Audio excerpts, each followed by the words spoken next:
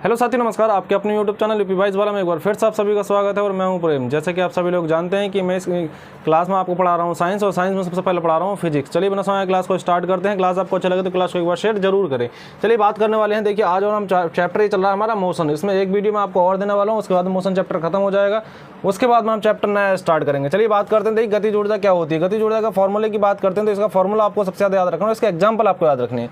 गतिज ऊर्जा का फॉर्मूला होता है आपका हाफ mv², ठीक है, हाफ mv², ये आपको याद रखना है, ठीक है। अगर कह रहा है कि देखो, कल उस दिन मैंने बताया था, आपको ये बताता हूँ क्या अंतर होता है इसमें। देखो कह रहा है अगर किसी वस्तु के वेग को क्या कर दिया जाए, दुगना कर दिया जाए, तो उसकी गतिज ऊर्जा 3 गुनी बढ़ जाएगी। मतलब कहने का कितनी बढ़ जाएगी, तो वो आपकी बढ़ जाएगी 3 गुना। कितनी बढ़ जाएगी? 3 गुना बढ़ जाएगी, ठीक है। लेकिन कितनी हो जाएगी तो वो 4 गुना हो जाएगी, ठीक है। तो यहाँ याद रखना है, बढ़ जाएगी मतलब 3 गुना, ठीक है, हो जाएगी मतलब 4। चलो बात करते हैं इसके बाद में संवेग की। चलो इसकी पहले इसके एग्जांपल की बात कर लेते हैं गतिज ऊर्जा की। देखो गतिज ऊर्जा का एग्जांपल की यदि बात करें तो इसमें क्या है, जमीन पर दौड़ता कोई भी लड़का या जमीन पर दौड़ती कोई भी चीज़, वो क्या है, गतिज ऊर्जा का एग्जाम्पल है, ठीक है।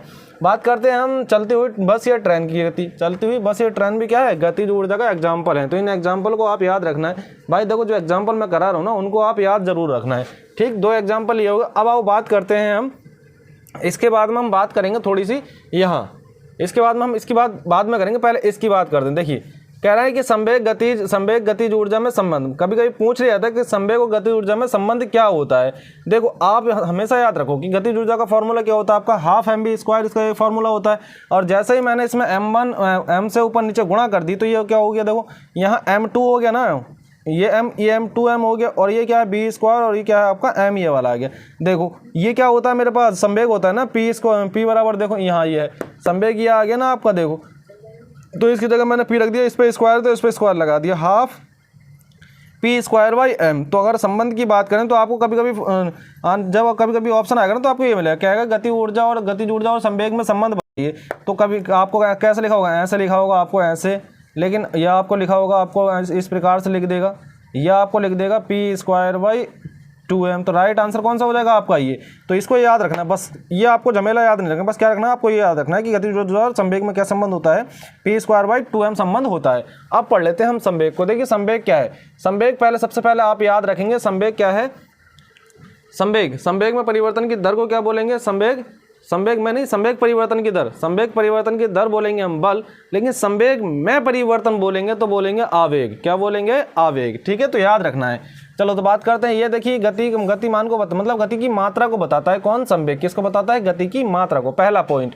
दूसरा, संवेग बराबर फॉर्मूला होता है mv, ठीक है। क्या होता है इसका, p बराबर क्या होता है, mv, इसका फॉर्मूला होता है किसका, संवेग का। बात करते हैं कैसी राशि है, तो ये एक आपकी सदिश राशि, कैसी राशि है, सदिश राशि है। बात करते हैं इसके बीमा की, तो बीमा क्या हो जाएगा इसका, ml/t-1 इसकी बीमा हो जाएगी। अगर इसकी मात्रक की बात करते हैं तो किलोग्राम मीटर प्रति सेकंड इसका मात्रक हो जाएगा। चलिए आइए बात कर लेते हैं हम इसके बाद स्थितिज ऊर्जा। देखो हमने गतिज ऊर्जा पढ़ा, गतिज ऊर्जा का एग्जाम्पल देखिए, ठीक है। क्या है कि जमीन पर दौड़ता लड़का या फिर चलती हुई बस या ट्रेन, ठीक है। तो ये गतिज ऊर्जा का एग्जाम्पल हो गए।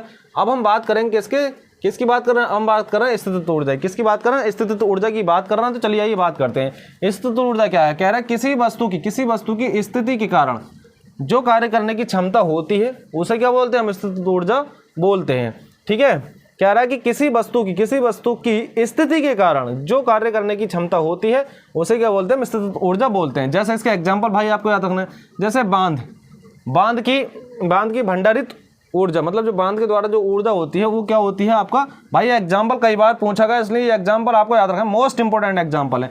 या फिर चाबी वाली घड़ी, इनमें सब कैसी होती है, स्थितिज ऊर्जा होती है। एक कभी हाथ आता है, यदि कोई हथौड़ा हाथ से ऊपर करे हुए है तो उसका कौन सा एग्जाम्पल है, तो ये आपका हो जाएगा स्थितिज ऊर्जा का, ठीक है। चलिए बात करते हैं इसके फॉर्मूले की बात कर लेते तो mgh इसका फॉर्मूला होता है किसका, गतिज ऊर्जा का, ठीक है। गतिज ऊर्जा का फॉर्मूला क्या होता है आपका, गतिज ऊर्जा का फॉर्मूला आपका होता है हाफ mgh, ठीक है, इसका फॉर्मूला होता है। अब देखिए यहाँ क्या होगा, कह रहा अगर किसी 1 किलोग्राम द्रव्यमान की वस्तु की पृथ्वी की सतह से 9.8 मीटर की पर उठाए रखने, कैसा उठाए रखने, ठीक, क्या है उठाए रखने। तो ऐसे कभी कभी आपसे पूछेगा कि हथौड़ा अगर ऊपर उठाए रखें तो उसमें कौन सी ऊर्जा होगी, तो उसमें आपकी हो जाएगी स्थितिज ऊर्जा। कौन सी ऊर्जा हो जाएगी आपकी, स्थितिज ऊर्जा हो जाएगी, ठीक है। और अब याद रखना है कि उठाए रखने में किया गया कार्य क्या हो जाएगा आपका, शून्य हो जाएगा। जैसे कि मैंने आपको बताया था, यदि विस्थापन 0 तो कार्य 0, यदि एंगल 90 डिग्री तब कार्य 0। तो ये भी पॉइंट आपको याद रखने हैं, ठीक है। बात करते हैं इसके बाद में हम स्प्रिंग की स्थितिज ऊर्जा के बारे में। स्प्रिंग की स्थितिज ऊर्जा की यदि बात करते हैं तो इसका फॉर्मूला आपको याद रखना है कि हाफ के एक्स स्क्वायर होता है। क्या होता है, हाफ के एक्स स्क्वायर होता है। तो ये एक्स क्या है, एक्स है स्प्रिंग की लंबाई में परिवर्तन, एक्स क्या है स्प्रिंग में लंबाई में परिवर्तन, और के है आपका स्प्रिंग नियतांक। ये आपको याद रखना है। कह रहा है अगर शरीर में प्रत्यास्थ स्थित ऊर्जा होती है, कौन सी, प्रत्यास्थ स्थित ऊर्जा होती है शरीर में। गुण की बात करते हैं, इसका प्रत्यास्थ का गुण क्या होता है, फैलना या फिर सिकुड़ना इसका प्रत्यास्थ का गुण होता है। चलिए अब बात करते हैं हम, देखिए ऊर्जा संरक्षण का सिद्धांत। देखिए ऊर्जा संरक्षण का सिद्धांत कहता है कि ऊर्जा को ना तो नष्ट किया जा सकता है, ना ही खत्म किया जा सकता है। इसे एक रूप से दूसरे रूप में परिवर्तित किया जा सकता है। क्या, एक रूप से दूसरे में परिवर्तित किया जा सकता है, इसे खत्म नहीं किया जा सकता। यह इसका ऊर्जा का संरक्षण का सिद्धांत है। जैसे कि देखिए विद्युत सेल जो है वो काय में रासायनिक ऊर्जा को काय में बदलती है, विद्युत ऊर्जा में बदलती है। विद्युत सेल जो होता है वो रासायनिक ऊर्जा को विद्युत ऊर्जा में बदलता है, और लाउड स्पीकर जो होता है विद्युत ऊर्जा को क्या, ध्वनि ऊर्जा में बदलता है। ये भी आपको याद रखना। अगर दक्षता की बात करते हैं, कभी कभी आपसे पूछता है कि मशीन की दक्षता कितनी है, तो याद रखना मशीन की दक्षता किसी भी मशीन की दक्षता 100% से क्या होती है, 100% से हमेशा कम होती है। कितनी होती है, 100% से हमेशा कम होती है। अगर दक्षता की बात करें हम तो n बराबर आउटपुट अपॉन इनपुट गुणा 100, आउटपुट अपॉन इनपुट गुणा 100। और कह रहा है कि किसी निकाय के आउटपुट तथा इनपुट के अनुपात को हम क्या बोलेंगे, दक्षता बोलते हैं।